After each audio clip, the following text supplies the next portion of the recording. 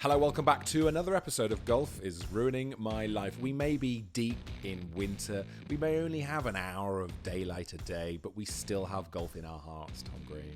Weirdly, this is the time of the year when I actually get more into golf.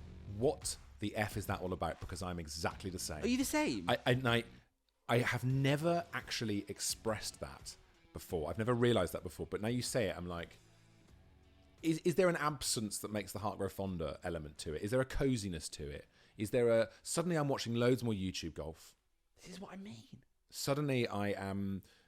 Like, I don't know. Yeah, I love it at this time of year, even though I can't play as much. Last night in bed, I found myself watching the Rick Shields, Ian Poulter, Woburn video, like a 2-hour game that Rick put on. And I've not watched YouTube golf in that way for a long time.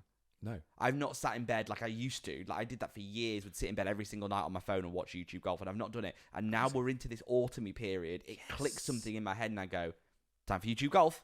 Is it because the availability of golf has gone away? So it's like we sort of recede into our little sort of fantasy golf worlds of watching it on YouTube and stuff and start to hatch plans for when we can play again. Yeah. So you slowly start to, maybe golf hibernates a tiny bit and you start thinking about big golf trips next year. New kit starts to be drip fed on the socials. Also, getting some nice, new waterproofs and getting out there on the course. There's something quite. It's a different scene and it's quite refreshing. Golf is very different in the winter. I think also, for me, the realities of my own game have recessed far enough to the back of my mind that I've forgotten how bad I am and how annoying the game is. Do you know what I mean? Like when you're playing loads in summer, you've just played 18 and you know you're crap. Oh. I've not played 18 bar Wentworth for a while. Have you played Wentworth? Not Wentworth West. Wentworth West. Have you? Wentworth West. This is going to become your Dornock, isn't it? You're just going to go on and on and on about it. It was very quickly. Just I know this was the last episode. Please, no. The main thing that was different about it was it was not like anything I've ever done before. Golf-wise or life-wise or anything? Golf-wise.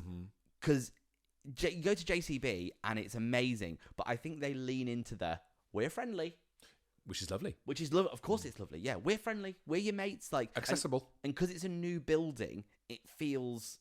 It's like glass folding doors. Like it's all that. Yes. It feels, we're just your mates. It's all good. We're quite new, quite fresh. Quite new, quite fresh. Yeah. And then you go to Birkdale, which is tradition, the Open, but we're in Liverpool, and it's it's quite down to earth, weirdly, for a course that's so famous. Yeah. And then you go to this, and it's like, it's like if... It's a bit of both, surely, because it must have a lot of money there, obviously. The scale of it is huge. It's huge. It's like, I think I said it last episode, it's like they've attached a golf course to a 5-star hotel. It's like picking up the Rosewood in London and everything that you get in the Rosewood or any of those amazing hotels, and we're going, okay, here's also the best thing about golf.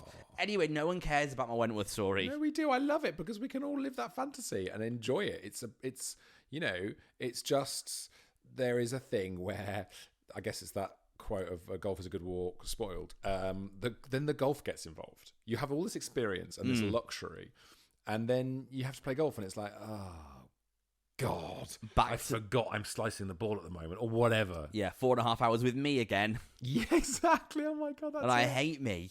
That's it. So talking about winter golf as well, I had this text for the first time yesterday. Oh, here we go. I know this one. So I was texting my friend Louis. Also, Louis, new golfer, never really played golf before. Don't tell me he's already really good. No. Oh, good. Fine. But how much do you love it when you get this sort of text? This is from someone who has never, ever spoke to me about golf. Fancy 9 holes sometime soon? Oh, yes. Oh, Louis. I do. I love you more than I ever thought I did. You are talking my lingo. Give him my number. But talking about winter golf. Yeah. I had to send this text. Problem is, sunsets at 6 p.m. now. Oh, mate. I mean, that's when we're recording now. By the time you're listening to this, that'll be 5. Yeah. By the time, we're up and running. By the time you and Louis actually get it in the diary, sunsets at 3:30. Yeah. That's what it feels like anyway. Got to take a day off to go and play golf midweek. Those are dark, literally Yeah. dark days. But we can get to the range. We can go up to, get those lovely floodlit ranges. There's one near us, right? Yeah. Where you can hit balls on the old TrackMan. It's got a barcode for pizza delivery. Yes, I know the exact one. Is this the range where there's no one really works it? You just put you do your phone. Is it that one? No, there's people there. There's humans there. It's Metro Golf Centre, the one we Oh go yeah, to. I'm talking about Trent Park. Oh, Trent Park is, that's like that. Yes. Yeah. Yeah. I've never had that before. It's a driving range where it's attached to a gym. Weirdly, there's a gym there, and you go down some stairs, and there's just it's the future of golf, probably. It's just a big machine that you scan your phone on, and then it just spurts balls out, and there's a sign that says, at 10 p.m, the lights will go off. Have a good time. Cheers. Enjoy, yeah. That's what very a Mars sort bar. of, That's very sort of American sex motel vibes, isn't it? You know what I mean? Do what you need to do and get out of here. Clean up after yourself. You're filthy. Your family hate you. Go and embarrass yourself with that 7-iron again. Oh, God. Talking of embarrassing yourself with irons, I have recently taken possession of a brand new club. Thank you very much to our friends at Cobra. Yes, your 2-iron. Got myself a little 2-iron. What on earth made you think you were a good enough golfer for a 2-iron? Famously one of the hardest golf clubs in golf to hit. Well, you know the line, don't you? In a thunderstorm. If you're scared in a thunderstorm, you go out onto the onto the course with a 2-iron in the air, because not even God can hit a 2-iron. That's brilliant. That's quite funny. I never heard that. It's a classic golf joke. Yeah, right? that's good. And it's true. I'm going to use that. I never heard that one. I'll use it in conversation.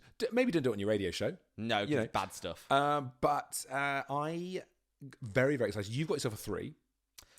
Which you've only just given to me, which I'm really excited about. Yeah, it's muscle backy. It's the 2-iron's even smaller, obviously. I had a slightly longer shaft put on it. It's a stiff shaft, a slightly thicker grip as well. So it feels fantastic. It feels amazing. It is hard to hit, but when you get it away, it's just such a nice low fizzer. Yeah. And it feels like a club you really punch. And I think when you feel like you're punching the ball, that's when this left wrist, if you're right-handed, that gives you that control and that power. And it's one of those clubs that if you can just tune into that sense of stiff wrist, bang, get down on the ball, you can hit a really nice sort of low, safe shot. Also, I bought myself are they called Sunday bags or weekend bags? Oh, like a no standy, throw it on your back thing. There you go. So not quite pencil, because I'm offended by pencil bags. Okay. What in golf gives you the ick? Pencil bags. What in golf gives me the ick? The golf ick. I hate pencil bags. People go out with you can fit 3 clubs in them, and it looks like you're at a crazy golf. They're awful things. I know this is quite a common thing, and I know this is a bit shooting fish in a barrel. Iron head covers. Oh God, the ick! Massive red flag. What on earth are you doing with them? Get them off your irons now. The golf ick. Let us know. Write it in the comments. We want to know what gives you the golf ick. And when you see, I always see iron head covers. It's either an old man that's played forever, in which case I'm like, you do you, that's fine. But if I see a new golfer with them, I'm like, I'm going to tell you, you don't want that. Stop that. Because the admin of getting to a shot, right, okay, I need a 5-iron, just take the sheath off it, put the sheath on the floor, probably forget that in a minute, because that's what's going to happen. You're going to forget the cover. Play your shot, which is, if you've got iron head covers, inevitably crap. Because that's big slice again. There you go. I don't know what's going wrong. Let's get the head cover. No, it's not quite going back on because it's got a bit of mud on it. Hang on, I just need to clean the club because I can't put the head cover back on. Ah! They're so annoying. Infuriating. Absolutely infuriating. Anyway, so you're hitting your 2-iron well. I'm hitting it well. And what's great is I've got this weekend bag, and I've had to strip down my clubs. We're going to Cornwall next week on holiday. I'm going to play a couple of times, but I get put under certain domestic pressures not to take up all of the car with golf kit. Okay. So this is an attempt to rationalise just how much of the car is given to golf stuff. Because you're taking your son's clubs as well. Exactly so. Right. So there's going to be 3 sets of clubs. Obviously their clubs are a lot smaller than mine, but it's brilliant. It's tiny. It's a soft bag. It just squishes in. But how many clubs do you take? I mean, this has occupied my mind for, I would say, 3 or 4 weeks. I tried to talk to my wife about it. Awful idea. What was I thinking? Awful idea. I was like, do you think if I've got my 5-wood and my rescue, they're so similar? Is it? She looked at me like, because I was sort of thinking, well, because it's about car admin and car logistics. So you'd appreciate. Anyway, so that is what led me to the 2-iron territory, because I thought if I get a 2-iron that I can hit off the tee, when I hit it, it's 250 yards. That's insane. And it feels like you're hitting an iron, obviously, because it's an iron. So if I can get that eliminates a lot of clubs in one fell swoop. For winter golf, you could argue you're not needing your driver or your 3 or you're 5. I'd say that takes 3 clubs out of the bag with 1 club. You can't not take a driver. Yeah, you've got to have it fun. Yeah. You know, irrelevant. I mean, this goes back to what we've talked about before. If you're having some special golf, don't try and do a card. Have some fun. Yeah. Hold on. So this is the question. What's the minimum amount of golf clubs that I would say you're taking? Okay, so let's start from the bottom. Oh, I love that. Oh, God, I love this stuff. Go on. And you can comment your own here. What's the minimum amount of golf clubs that you'd happily play with? And to be clear, the standards, you want to be able to play a normal round. Obviously, everyone can go, well, I'll just take 3 clubs. But you're not going to be able to do anything with that. You can have some fun and stuff, but you still want to be doing a proper round of golf. Putter. Obviously. 54 degree. Yes. I denied about do I go 50, but yes, 54. Putter, 54 degree. Pitching wedge. Yes. 9. Yes. Okay, no. Yeah, I'd hold off on 9. Putter, 58. Pitching wedge. 58? No. Putter, 50. Jesus You Christ. see? This And is the admin. this And is- you asked your wife this? This is what I started talking to my wife about. Putter, 54. Pitching wedge. 8 iron, 7 iron. Hello. I think no, because you. Why would you have 8 and 7 next to each other? If you're going to do this, you shouldn't really have any clubs that are consecutive. If you're really going to strip back. So then you're going pitching wedge, 8 iron, 6 iron. If you go, so pitching wedge, I hit 120. 8 iron, I hit 140, 150. So I can make, if I've got a 130 shot, i.e. a 9 iron, I can make that with an 8 or a pitching wedge. So I think the 9 iron goes, even though it's pretty much my favourite club at the moment. I love a 9 iron. I know, that's the thing. So then you've got, the math says don't take, basically your head's saying don't take your 9 iron. My heart said I want my 9 I iron. want my 9 iron. Putter, 54. Pitching wedge, Yes. 8 iron. Yes. I have to take a 7 iron. So, 7, I would sooner not have any golf balls Yeah. than not have my 7 So iron. therefore, we are going to break our rule of consecutive because we're going to go 8 and 7. I can't go pitching wedge 7 iron. Okay, so hang on. Let's try this the other way around. Let's work our way up. Let's go. Okay. Let's go. We've failed it from the bottom up, so we'll go from the top Well, down. no, we know what our vibes are in the top. Let's just go and have a look at it from the other side. Let me know if there's ads coming, by the way. Yeah, no, you're good for the moment. Okay, fine. So we're going to go driver and 2 iron. Driver and 2 iron. Okay, I don't have obviously I now have my 3 iron, but I haven't hit it yet. So I would Gorgeous. I would take driver 4 iron. Yeah. Then I've got a question mark over do I take my rescue or my 5 wood? Because my 5 wood is one of my favourite clubs in my bag. And I've hardly hit my rescue because of that blooming new Cobra 5 wood. So nice. My old rescue's basically dead. I wouldn't take a 3 wood. No, absolutely 3 wood's happening. Not happening. RIP. No. I've got my driver. I've got my 2 iron. I probably take a 5 wood, or do I take the rescue? Because my rescue's 200 yards on the nose. So I would take my 200-yard club is either my 4. I've got weirdly technically 2 4 irons in my bag because I've got a 4 hybrid and I've got a 4 iron. Yeah, you don't need both those clubs. Of course not. The reason I have my 4 iron is, as you described earlier, your joy of hitting that punchy 2 iron. You hit those very well. It's my favourite shot in golf. Stinger, the Tom Green Stinger. Tom Green Stinger. If I could play all golf as well as I hit my little Stinger with my 4 iron that goes 200 yards. What shot are you famous for? What shot are you actually a professional at? Tom Green, it's the Stinger. Back of the stance, 4 iron. Ugh. If there was like a tutorial video and someone who's got an average like 50 handicapper and you suddenly become a pro, what is that shot? What is that thing? For me, it's got to be the 100-yard, 50-degree wedge in. I can hit those. You hit those really high as well, don't I mean, you? I hit them better Bang. than Tiger Woods. Literally, I'm better than Tiger Woods at that shot. Everything else, I can barely hit the ball. But that, insane. Let us know. What is your professional level shot in your bag? So I'm going to submit my back of my stance 4 iron. They say when I watch loads of golf tutorial videos, they say nothing should ever leave. Nothing should go further back than the middle of your stance. Yes. I put my 4 iron Stinger on my back foot. You're a maverick. And I just... You are rewriting the rules of golf, Yeah. Tom Green. Okay, so back to the problem in hand. Yes. My head is spinning here. Do we need an ad break or not? Should we? We're 5 seconds off an ad break. Okay, so listen. Let's take an ad break. Let's have a moment, compose our thoughts, and when we come back, we will have the answer to this really stupid question. Okay. Welcome back. It's Golf is Ruining My Life. Driver, 2 iron, Yeah. 5 wood, and then I'm not bothering with a 4 iron, and then Okay. I'm going into 5 iron. Okay. So now I've got 4 clubs. Yeah. Right? Then from 5-iron, we go 7. Yeah. Then from 7, we go... I mean, by this point... Yeah. Then from 7, we go to 9. I thought we weren't taking 9. I know, I we thought we were talked taking a about- pitching wedge. I'm taking the 9. I think I'm taking 9. And Okay. then... And do you know what? Then I'm going 9, pitching wedge, 54, putter. That's 9 clubs. Okay.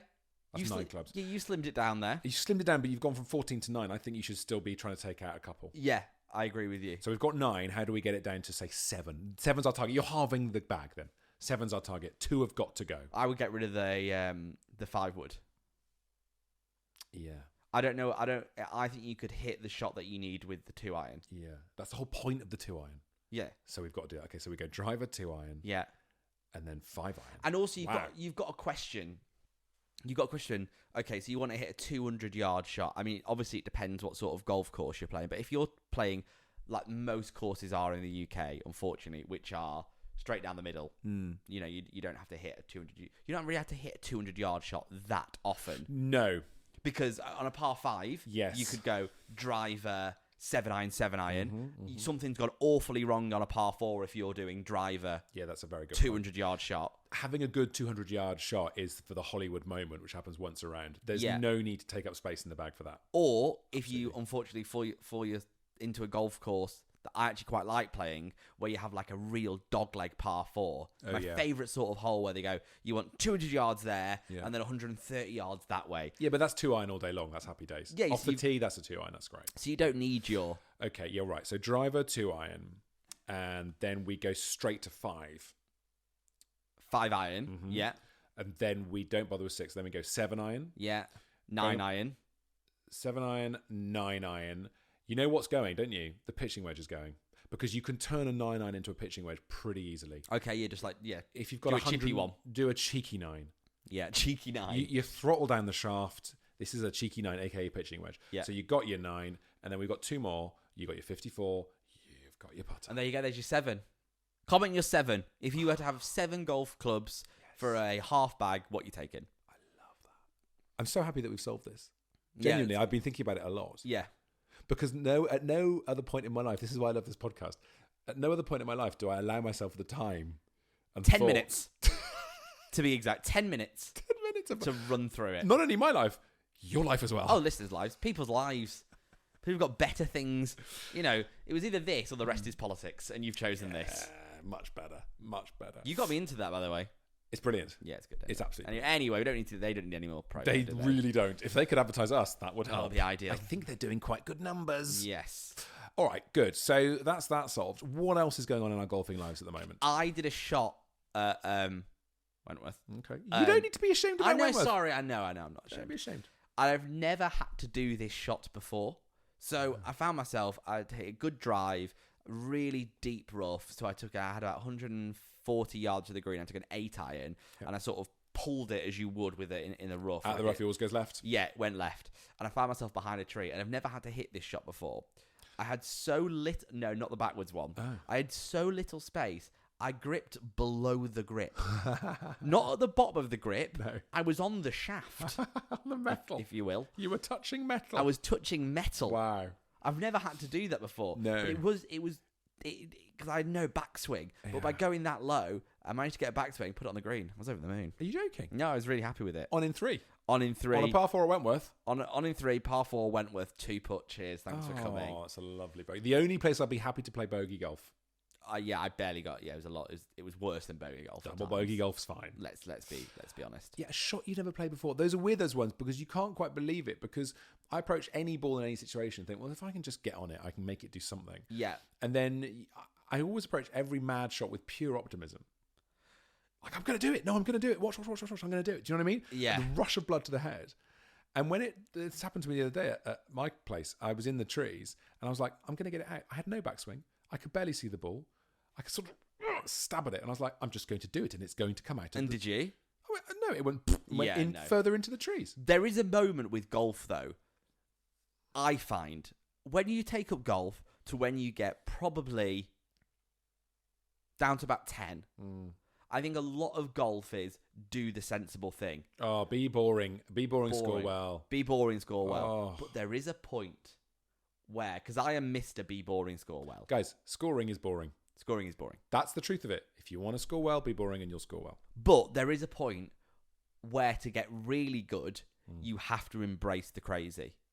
Yes. There is, because I had this conversation with a pro when I played, I can't remember where I was playing. Playing Woburn. Playing with Nick. Lovely Nick. Oh, lovely. Nick Doherty. Yeah, I know. Nick Doherty. Yeah, good Sky guy. Sports guy. Good guy. Not that Nick. Different Nick. This Nick plays on the PJ in Canada. Oh, Nicky Price from the Yeah, 90s. yeah. Yeah, Nicky Price, yeah. I was playing golf with that Nick, and he said I was playing with a friend, and we were both similar levels of golf, but our golf games were completely different. Right. Mine was safe, boring. Yeah. And the guy I was playing with was, I'm going to get this one in two. I'm going to put a 3-wood in my hand. Wow. And sometimes he would do it, and it would be amazing, and then more often than not, he wouldn't do it. Right. But I was always, okay, I'll just take a 7-iron, so I'll go drive a 7-iron, 8-iron. The thing about doing that, and this is something I've realised when I play this other course where I always put in a good score, and it's not necessarily because the course is easier. My eyes light up with this other course because I think I attack it. Right, yeah. And it sounds like that's his frame of mind. Yep. I go in on these things and I'm like, yeah, I'm going to get the 9er. And when it goes slightly wrong, it's like, oh, chip on, probably hold the putt for a par or not, get a bogey, that's okay. Mm-hmm. Whereas when I'm in a defensive mode, I don't play as well. I have to go out, it's not because I'm some sort of crazy red-blooded maverick golfer, but for golf to be interesting for me, I have to be able to think, I'm going to birdie this mother. I've got this guy, right? Yeah. Even though I know I'm absolutely not. I hardly ever get birdies. But I approach every single hole with that mindset. But don't you think there's a moment for the vast majority of golfers who play around 18 to 16, you will get better by being safer. Mm-hmm. That's the way you get better. Yeah, like when you're in the trees, okay, you can advance the ball 120 yards that way, but you've got a tiny gap, or you could just chip out and advance the ball 20. If you're off 18 or 16, medicine. Go out left. But there is a moment when you get down to like 7 or 8 where, no, you actually do have to try and go for this thing because you've got the shot in you. And if you want to get really good at golf, you need to start being able to hit. Do you know what? I'm not just going to chip it out. Yeah. I'm going to punch a little 6-iron with a bit of fade on it and get it up there because that's how you get really good. And I find myself constantly torn between these two golfers. Well, because you're on the cusp. I'm on the cusp. 100%. I'm on the cusp of I could knock it round in 16 over easily by playing safe, but I want to play off 8. But a lot of people get trapped in their golfing lane and they're good enough to get to that next level, but they don't take the risks. This is a big sporting thing, right? So I know a bit about this because my son's pretty good at football. And one of his coaches was saying, stop telling him he's good. It's a really, really bad thing to be told you're really good at a sport. There's this school of coaching thought, which is, I think, there's a lot of truth in it. If you're told you're really good at something, you don't take those risks. You don't want to screw up. Right. So when he's been told by all the coaches he's good at football, he goes and plays and thinks, I'm really good. I can't go for that pass through there. I can't do that. I can't take that risk. I've got to be good. So I've got to do what I'm good at. And that will really box you in and keep you at the same level. To really advance, you need to go out and go, I'm going to throw everything at it. I'm going to risk it. I might have a terrible game today. Today might not be my day, but I will learn one new thing. You know, I will attempt this pass over there to this guy. And I'll get it right 1 in 10. Yeah. And everyone will say afterwards, oh, you really screwed up today. But you watch, next time I play, I'll do that twice. Yeah. 3 times, 4 times. You've gone Fergie on him. You called him a twat. It's exactly. But I think there's something to be said. Give yourself the hairdryer treatment. Yeah. You know, when you're playing golf, excuse me. I'm sorry. When you're playing golf, to get out there and take the risks. So what if it blows the card up? So what? Sometimes you've got to be a bit wild. Like you said, exactly what you're saying. Be a bit crazy to get better. But don't you think there is that mindset is there in a lot of like 22 handicappers? Be wild. You could get it under that tree, and they fundamentally can't. Yes, you need to pause the mindset until you get to a point where you can re-engage it. That's exactly right. You need to... It's a bit like, I guess, skiing. You need to just stay on the green runs for a while and make sure you don't fall and break your leg. And you know what I mean? Just get really boring. Get to a point where that level is boring for you. Then the next and then take the step up. Yeah. And then it's going to be the same thing again. Take a few risks, but be boring. And suddenly you're at a handicap of 13. Right, now you know you can pull that off. Go for it. Go and try. There's a tiny gap between the trees. You know you can do that. Because I'm Mr. Never on in 2. because I never go for it.